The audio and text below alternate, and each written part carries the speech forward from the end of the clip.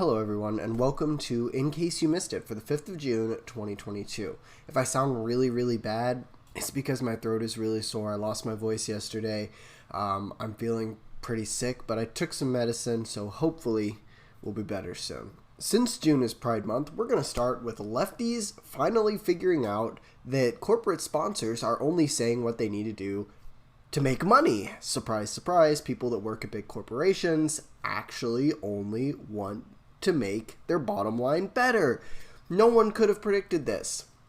Here we have this article talking about corporate sponsors giving over $1.5 million to aid anti-LGBTQ politicians. Who is shocked that, let's see, anti-LGBTQ usually means they're more conservative, and who is the group of people that gives the most tax breaks to big businesses? Generally conservatives. So why is anyone surprised that the corporate sponsors are going toward the conservatives?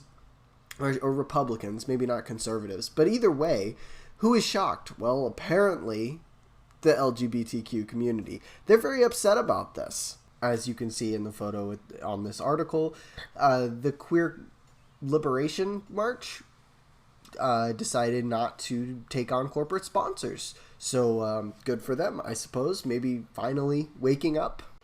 Next, we have the news media's favorite sympathetic actor in the world, Ukraine, being a bastion of LGBTQ rights.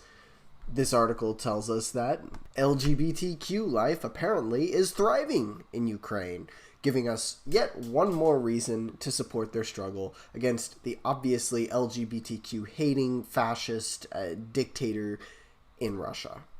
In a sneak preview of the crossover that none of us really knew we needed, but now absolutely can't wait to see, the ACLU is now informing us that if Roe v. Wade is repealed, then this is an infringement on LGBTQ rights, because apparently no one is more invested in abortion than gay people, right? God, I miss the good old days back in 2015 when the slippery slope fallacy was just something that conservatives and Christians always do, and there's no scientific basis or no historical basis for the slippery slope fallacy.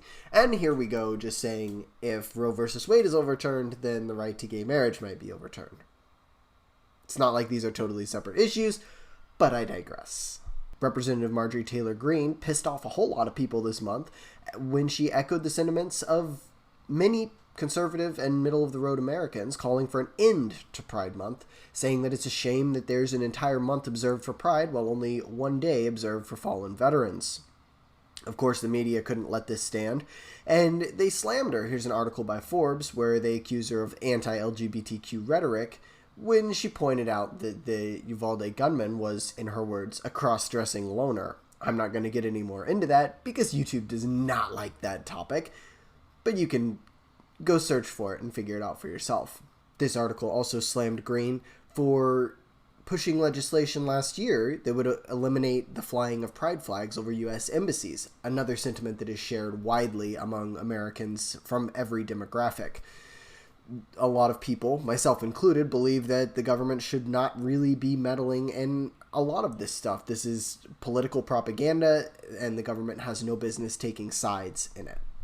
And to top off all the pride topics, here the powers that wish to segregate us have started throwing queer proms. So just so you know, queer proms are extremely inclusive. They include everyone who is queer. People who are not queer can't come. That's how inclusive this is. Super inclusive. The most inclusive. This is what was missing in our country. Seriously, I don't know why nobody thought of this before. If we want integration and inclusion in our society, the easiest way to do that is to exclude everybody who's not like us. That, of course, will lead to greater... Hold on a second. Hold on. Of course, the Washington Post were huge fans of this, talking about how amazing it is that there are so many people living their truth. Moving on to news that people actually care about, more mass shootings occurred this week. Surprise, surprise. There was one in Chattanooga, Tennessee, one in Philadelphia, and one in Tulsa, where a gunman came after a doctor who had performed a surgery on him, and the patient continually complained of back pain. He called the hospital again and again. Apparently not enough was done to satisfy him, so he came back and killed 4 people, including the surgeon. However, this motive was not enough for the mainstream media. They decided that they knew exactly why this happened. Check it out. The deadly hospital shooting in Tulsa is shining a light on the escalating violence against doctors and nurses. Nurse Jeanette Pearson says she was brutally punched by a patient who didn't want to take his medication at the Utah State Hospital where she works. As someone who works in healthcare, I just want to briefly point out that this is fairly common. It's not good. It's fairly common. People who have dementia, people who have mental illnesses, you will often be assaulted if you work in facilities that serve those populations. I'm not saying it's good. I'm not justifying it. I'm not rationalizing away what happened to her. It's terrible when it happens, but it does happen. It is an occupational risk. I just want to make sure that gets said. It was very shocking. The patient just punched me in the face. Do you feel like you're a target at work? With some patients, I think we all do. We get used to it. We get used to hearing our lives threatened every day. Again, this is extremely common in some settings as well. I'm not sure what this woman's setting is. They don't tell you what exact setting she's in, whether she's in mental health, she's working in a dementia ward, or what it might be. But I want to stress that there are a lot of missing pieces, and they have an agenda. Watch what they say the cause is. The nurse says she's seen patients grow increasingly violent throughout the pandemic. Oh yes, COVID. This is, of course it's COVID. Nothing else could possibly be to blame. It couldn't be that this guy was unsatisfied with his medical care, was mentally unhinged, and, decided to punch the woman in the face. That couldn't be it. It absolutely blows my mind that they're so naked about the fact that, now that people aren't scared of COVID anymore, they've got to find a way to bring it back in because the control, man, this is what they want. And the fact that they can feel that grip slipping out of their hand, my God, it just eats at them, and they need another way to rope that pandemic right back in. On top of the nearly $6 billion in student loans that were forgiven this week, the Biden administration and Congress are talking about an additional $10,000 per borrower, or even $50,000 per borrower, that would be forgiven. However, the NAACP is adamant that this is not enough for Black people. Black people carry a higher average balance and therefore need more help. Wisdom Cole, the national director of the association's Youth and College Division, recently said that nixing just $10,000 would be a slap in the face, as if taking $10,000 off of the debt that you owe would be a bad thing. My mind is blown at the entitlement of these people. Also, the fact that they brought race into this is extraordinary to me. This is racism of low expectations blown up right into your face.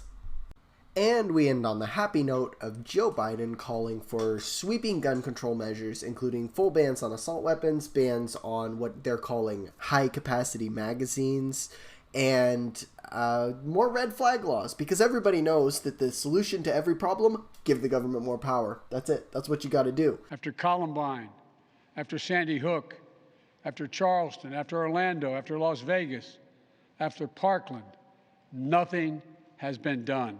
The media, of course, awarded him his halo this week, christening him St. Joe, the greatest president to ever walk America, because he was there to comfort the families of shooting victims. The president, who has these last 3 weeks held the hands of family members and prayed with them in services, laid out his plan, the Democrats' plan, for stemming the tide of bloodshed and death that has stained the map of America. Aside from the nakedly partisan talking points, there was no mention of any motives or the reasoning that any killer might have given or talked about for what they did. It was all about guns. There was no talk, of course, about social media, the role that cop chasing plays, mental health, or any other possible reason that a person might go on a mass shooting rampage. So just so you know, the only problem that will ever be discussed is guns. That's it. Nothing else is allowable. And that's it for In Case You Missed It this week. You can follow me on Twitter at SeattleiteJ. Like, comment, subscribe. Let me know in the comments what you think about everything. I am losing my voice again, so hopefully we'll have a live stream tomorrow. You can check out links in the description. All the sources are there. There is a link to my Subscribestar. You can join that to help support the channel, and there's a link to the merch store. I'm adding new stuff. Hopefully this evening it will go up, and I will see you guys later.